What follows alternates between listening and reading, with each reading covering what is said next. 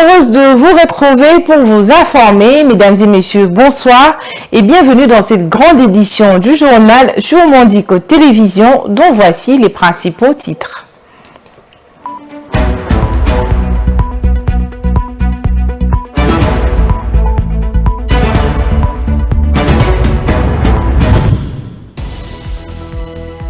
La reprise des affrontements entre les forces armées de la République démocratique du Congo, FARDC et le M23, un mouvement terroriste soutenu par le Rwanda, attire l'attention de la communauté internationale. Alors que les combats se rapprochent de la ville de Goma, chef-lieu de la province du Nord Kivu, l'Union européenne appelle les parties en conflit à la désescalade.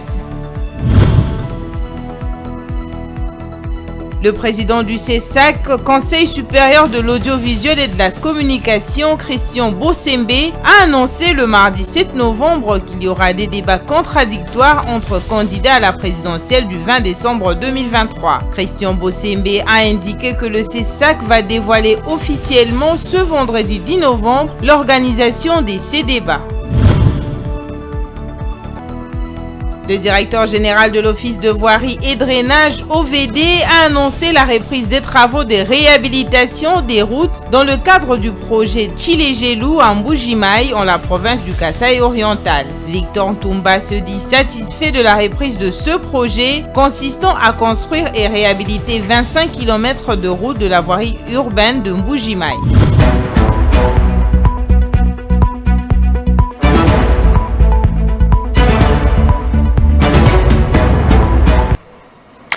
Une fois de plus, bonsoir. Comme je l'ai annoncé dans le sommaire, les combats ont repris entre les forces armées de la République démocratique du Congo, FARDC, et les rebelles du M23 dans les territoires de Rutshuru et Nyiragongo dans l'est de la RDC. L'Union européenne se montre préoccupée face à ce regain de tension et appelle à la désescalade. Vini Gali Junior pour le commentaire. Cet appel de l'Union européenne intervient après un entretien téléphonique lundi entre le président rwandais Paul Kagame et le secrétaire d'État américain Anthony Blinken sur la détérioration de la situation sécuritaire dans l'est de la RDC ainsi que sur la nécessité d'une désescalade des hostilités et d'une résolution politique du conflit. Le M23 est soutenu par le régime de Kigali selon plusieurs rapports dont ceux du groupe d'experts des Nations Unies. L'armée et le M23 se rejettent les responsabilités de violer le cessez-le-feu en vigueur depuis mars dernier, conformément aux recommandations des chefs d'État de la région. D'intenses combats opposent les deux parties depuis la semaine dernière à une vingtaine de kilomètres au nord de Goma, dans les groupements Kibumba et Buumba frontaliers avec le Rwanda. Les affrontements se déroulent aussi en plein parc de Virunga. Lundi, des explosifs lancés par les rebelles ont touché la ligne moyenne tension transportant l'électricité de la centrale de Matebe, Rutshuru à Goma via le territoire de Nyiragongo. Une bonne partie de la ville de Goma a été plongée dans le noir avant le rétablissement temporaire de l'électricité dans la journée de mardi. Toujours dans le même registre, le chef d'état-major général des FARDC est allé le mardi 7 novembre 2023 remonter les morales des troupes engagées sur le front dans les territoires de Nyiragongo au Nord Kivu. Il est arrivé à Goma lundi dans la soirée et cette énième visite intervient au moment où l'armée congolaise affronte les rebelles du M23 soutenus par le Rwanda. Le général d'armée Christian Chiwewe Songesha a profité de cette occasion pour annoncer aux militaires la nomination d'un coordonnateur des opérations qui prend le relais du gouverneur militaire AI du Nord Kivu qui était commandant des opérations. Suivez les propos du porte-parole des FARDC. Le chef d'état-major général des forces armées de la République démocratique du Congo, le général d'armée Chiwewe Songesha, Christian, séjourne à Goma dans un cadre purement d'une mission d'inspection et de commandement. Et aujourd'hui, il vient de tenir une réunion très importante au centre conjoint de coordination des opérations où il a réuni le gouverneur militaire ad intérim et commandant des opérations, mais aussi le commandant de toutes les grandes unités. Au cours de cette réunion, une mesure très importante a été annoncée aux autorités militaires de la place, laquelle mesure consiste en la nomination d'un coordonnateur des opérations. C'est pour dire que le gouvernement militaire est bel et bien gouverneur ad intérim et il continue sa mission de commandant des opérations. Mais tout ce qu'il aura apposé comme dans le cadre de sa mission sera désormais coordonné par le lieutenant-général Sika Bouefal, qui se trouve être le commandant de la force terrestre. Prenant cette brève à présent, la famille de l'ancien député national assassiné le 13 juillet dernier à Kinshasa a déposé une plainte contre Christian Dayuel, le chef des renseignements militaires congolais, a annoncé le mardi devant la presse son avocat belge, maître Alexis Dewath. Christian Dayuel est ainsi suspecté d'être auteur, co-auteur, complice et commanditaire d'un grave crime commis à l'étranger, détaille maître Alexis Dewath. Nous y reviendrons avec force et détails dans nos prochaines éditions. Parlant à présent processus électoral, la Commission électorale nationale indépendante poursuit son travail concernant l'organisation des scrutins du 20 décembre prochain. Son président Denis Kadima rassure quant à la capacité de la CENI à organiser ses élections présidentielles, législatives et provinciales dans le temps. Selon Denis Kadima, tout est mis en œuvre pour le 20 décembre 2023. Regardez. Au lendemain de son arrivée en Corée du Sud, le président de la Commission électorale nationale indépendante a tenu une séance de travail avec les responsables des Miru Systems, cette firme coréenne où il a apprécié le travail accompli en synergie avec les équipes de la CENI qui étaient dépêchées depuis plusieurs semaines dans l'objectif d'équiper la CENI du matériel électoral adopté, notamment les dispositifs électoraux des votes qui servira aux élections prévues au mois de décembre de l'année en cours. Denis Kadima s'était rendu à l'entrepôt central des Miru Systems pour confirmer les rapports établis des matériels déjà prêts à être expédiés en RDC. Je suis très satisfait parce que tout le travail qui était très intensif a été fait. Vous pouvez voir derrière moi, il y a plein de matériel, il y a plein de choses qui sont déjà fabriquées et qui n'attendent que d'être expédiées au pays. Comptant sur l'expertise de son institution dans sa capacité logistique, Denis Kadima a réintégré son engagement d'organiser les élections dans les délais constitutionnels. J'aimerais vraiment que nos compatriotes sachent que le 20 décembre, c'est la date des élections et tout est mis en œuvre pour que les élections aient lieu à cette date. Denis Kadima est revenu sur les caractères irréversibles de la tenue des élections après chaque quinquennat en RDC. Nous sommes vraiment dans le bon parce que notre programme est suivi scrupuleusement. Notre calendrier est respecté avec toute la rigueur voulue. La CENI veut faire partie de la solution. Quant aux personnes hésitant, le président de la centrale électorale leur demande de se préparer afin de participer à ce scrutin combiné. Restons toujours dans le processus électoral. Christian Bossembe, patron du Conseil supérieur de l'audiovisuel et de la communication, CISAC en sigle, a fait une annonce le mardi 7 novembre 2023 sur l'organisation des débats contradictoires entre candidats aux élections présidentielles. Ceci contrairement aux 3 précédents cycles électoraux. Ces débats se dérouleront à la radio-télévision nationale congolaise, RTNC. Ces moments d'échange entre candidats aux élections présidentielles va permettre à la population congolaise de bien se choisir celui ou celle à qui il va confier la gestion de son pays pendant les 5 prochaines années. Suivez. Contrairement aux 3 précédents cycles électoraux, il y aura des débats contradictoires entre candidats à l'élection présidentielle du 20 décembre 2023. Annonce faite par le président du CISAC, Christian Bossembe, lors de son passage dans une radio de la place. Ces débats qui se dérouleront à la RTNC permettront au peuple congolais souverain primaire de s'imprégner de l'offre politique de chaque candidat président de la République pour que lors des élections, qu'il puisse bien se choisir celui ou celle à qui il confiera la gestion de son pays pendant les 5 prochaines années. Christian Bossembe, a indiqué que le CESAC va dévoiler officiellement, ce vendredi 10 novembre, l'organisation de ces débats. À en croire les présidents de cette institution d'appui à la démocratie, les débats auront lieu à la RTNC et la présence physique de tous les candidats est vivement souhaitée. Pour rappel, le CESAC a finalement répondu favorablement à la demande de quelques candidats présidents de la République, dont Martin Fayulu, qui réclamait un débat. À en croire les présidents de cette institution d'appui à la démocratie, les débats auront lieu à la RTNC et la présence physique de tous les candidats est vivement souhaitée. Pour rappel, le CESAC a finalement répondu favorablement à la demande de quelques candidats présidents de la République, dont Martin Fayulu, qui réclamait un débat contradictoire pour l'élection présidentielle afin de permettre au peuple congolais souverain primaire de cerner les projets de société de chaque aspirant au fauteuil présidentiel. Moins de 2 semaines avant le lancement officiel de la campagne électorale pour les élections générales de décembre 2023 en RDC, les préparatifs vont bon train au sein des différents partis politiques dont les sièges se trouvent à Kinshasa.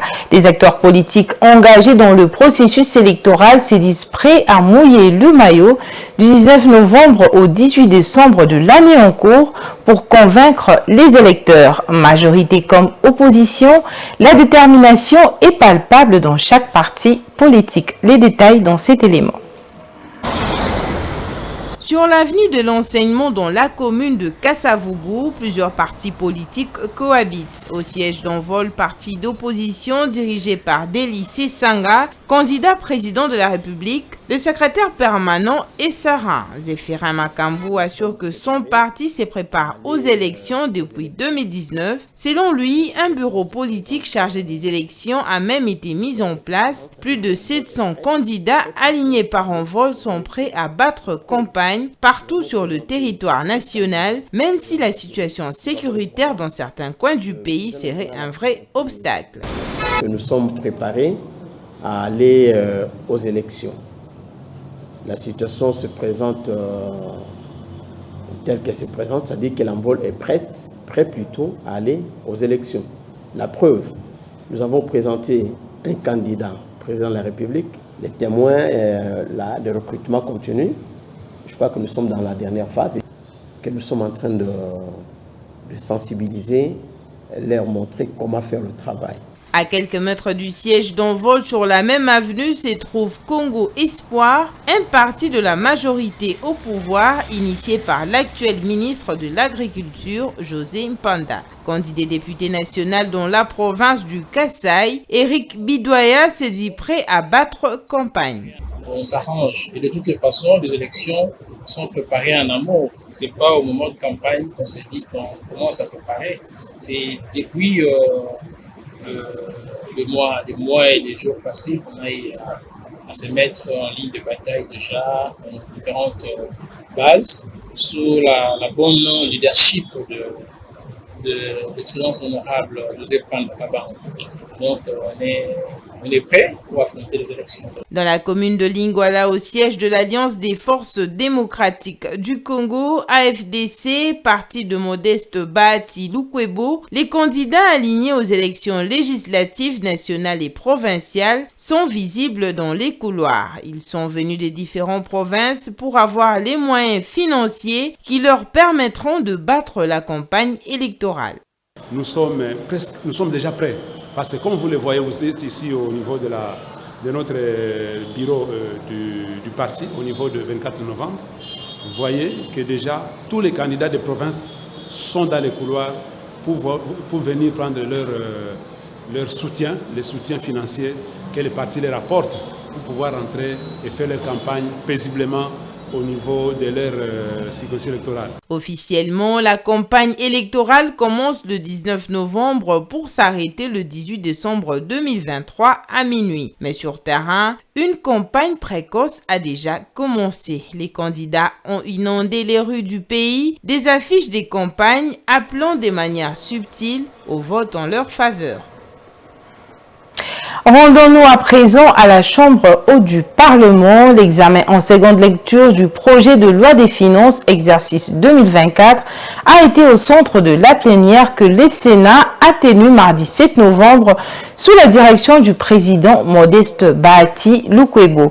L'économie de ces projets de loi a été présentée devant les sénateurs par le ministre d'État au budget, Aimé Boji, qui était accompagné de la ministre en charge des relations avec le Parlement, Anne-Marie Karoumé, et du vice-ministre du budget, Élisée Bokoumouana. Suivez.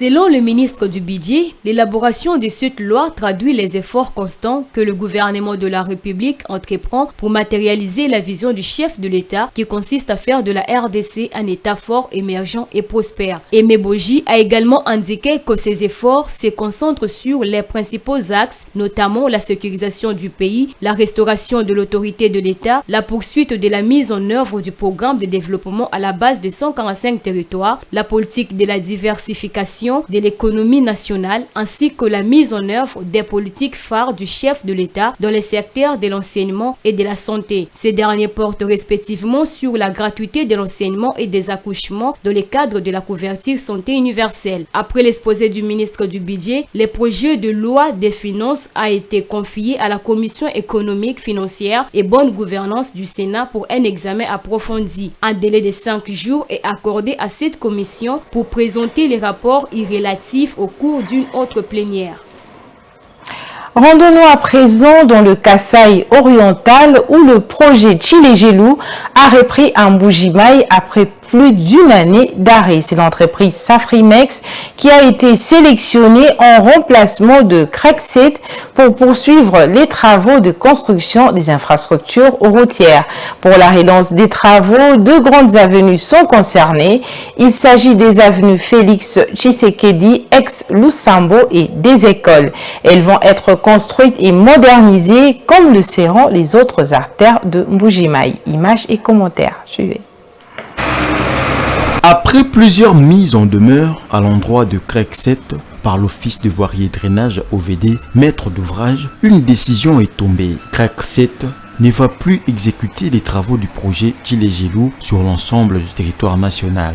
Selon l'OVD, à Mbuji-Mayi, le non-respect des engagements par Craigset a causé un retard de travaux de plus d'une année. Après la résiliation du contrat, le marché a été attribué suivant le prescrit de la loi sur le marché public à l'entreprise Safrimex. Elle va continuer les travaux des 25 km de route dans la ville de Mbuji-Mayi. Aujourd'hui, la ville de Mbuji-Mayi qui a au moins 3 projets qui sont en train de se réaliser. Je citerai le projet 35 km, le projet 14 km avec JMC, 35 km avec Safrimex. Mais vous avez un autre projet peut-être que les gens ont oublié, c'est le projet Tshilé-Gelou. Je profite de cette occasion pour annoncer à la population du Kasaï oriental, plus particulièrement de Mbuji-Mayi, que le projet Tshilé-Gelou dans la ville de Mbuji-Mayi, dans la province du Kasaï oriental, a repris. L'entreprise Safrimex est déjà à pied d'œuvre sur ces projets. D'ici la fin du mois de novembre, quelques avenues vont déjà recevoir leur couche de roulement, affirme l'OVD. Ce matin, nous avons commencé notre visite sur l'entrée de l'aéroport. C'est sur l'avenue Lusambo et vous avez vu que Safrimex est en train de travailler. C'est la reprise du projet Tshilé-Gelou parce que c'est avec l'entreprise Safrimex que nous allons faire la reprise du projet Tshilé-Gelou. Et vous avez vu déjà que l'entreprise est en train est à l'œuvre. Tshilé-Gelou est un projet initié et lancé depuis mars 2021 par le président de la République. Il prévoit la réhabilitation et la modernisation de plusieurs kilomètres de route à travers le pays.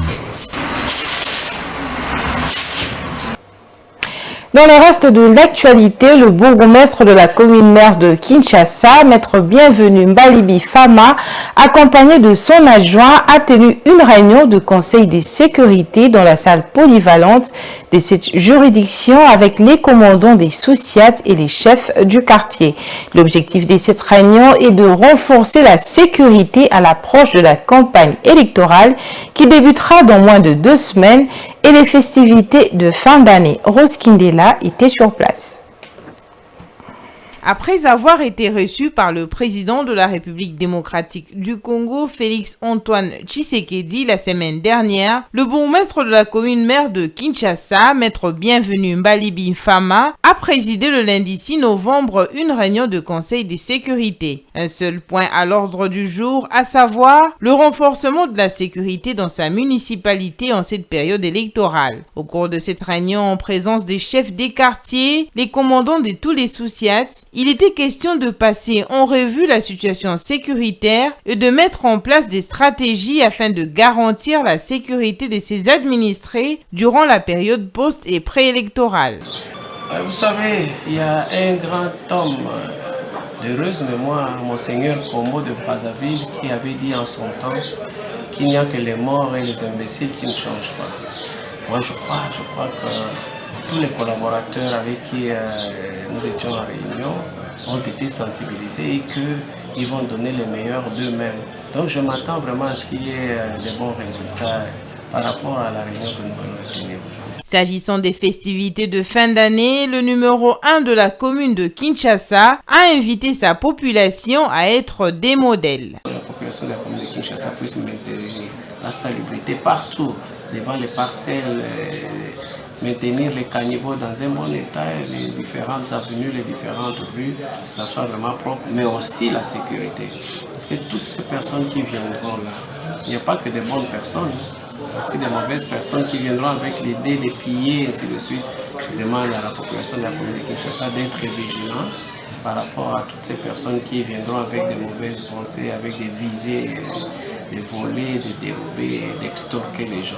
À noter que lors de sa prise de fonction, Maître Bienvenu Mbalibi avait reconnu d'innombrables défis à relever. Aujourd'hui, sa gestion incarne le développement tant souhaité par les habitants de la commune mère de Kinshasa. Et enfin, victimes des inondations causées par la folie immobilière, les habitants du quartier Ngwaka sur l'avenue Kato sollicitent l'implication de l'autorité municipale pour leur venir en aide. À en croire ces derniers, la construction d'une terrasse sur les caniveaux serait à la base des inondations. Reportage signé Rose Kindela. La population du quartier Ngwaka sur l'avenue Kato, dans la commune de Kinshasa, fait appel aux autorités municipales pour résoudre les problèmes des inondations qui deviennent de plus en plus récurrents. Les avenues et les rues se transforment en lacs après la pluie. Les habitants de ce coin, de leur côté, accusent un individu qui a construit sa terrasse sur les caniveaux, ce qui empêche la canalisation des eaux des pluies. C'est dans ce cadre que le bourgmestre de la commune de Kinshasa, Maître Bienvenu Mbalibi Fama, a délégué le coordonnateur de l'opération Kinshasa Bopeto, José Kabea, de superviser ces travaux d'assainissement et de construire les caniveaux condamnés afin de calmer les esprits surchauffés. Nous avons été sur l'avenue Kato pour tirer un peu des deux côtés. C'était l'objet de conflits parcellaires. Et nous avons trouvé que vraiment il y a eu bouchage des caniveaux à partir des huileries. C'est ainsi que nous avons mobilisé aujourd'hui toute l'équipe de la commune ainsi que la brigade d'assainissement de notre commune de Kinshasa afin d'être mobilisés comme un seul homme pour attaquer vraiment cette avenue. Vous avez vu vous-même que nous avons tiré et tout de suite là il y a quand même passage de l'eau. La folie immobilière est l'une des raisons des inondations dans la ville-province de Kinshasa. Aux autorités de trouver des solutions idoines avant que le pire n'arrive. Voilà, c'est par cet élément que prend fin notre journal de ce soir. Mais avant de nous séparer complètement, je vous rappelle les principaux titres.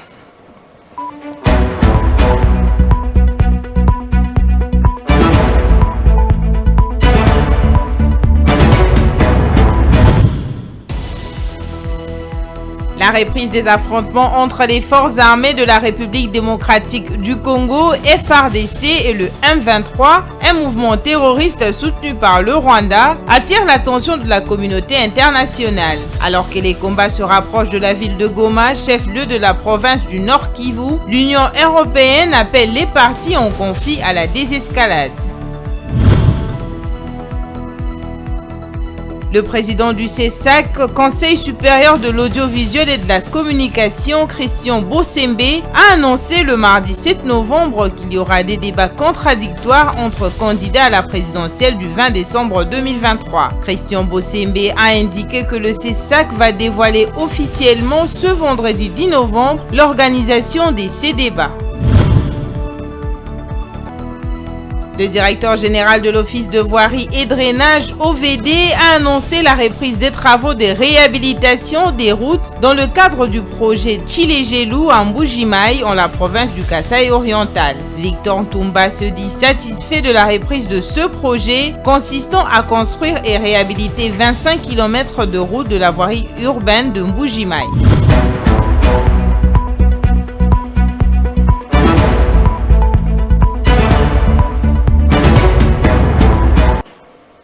Ce journal est complètement terminé. Je vous retrouve demain pour la grande édition dès 19h. D'ici là, portez-vous bien et bonne suite de programmes sur Mondico Télévision. Une pensée en écrit. Bonsoir chez vous.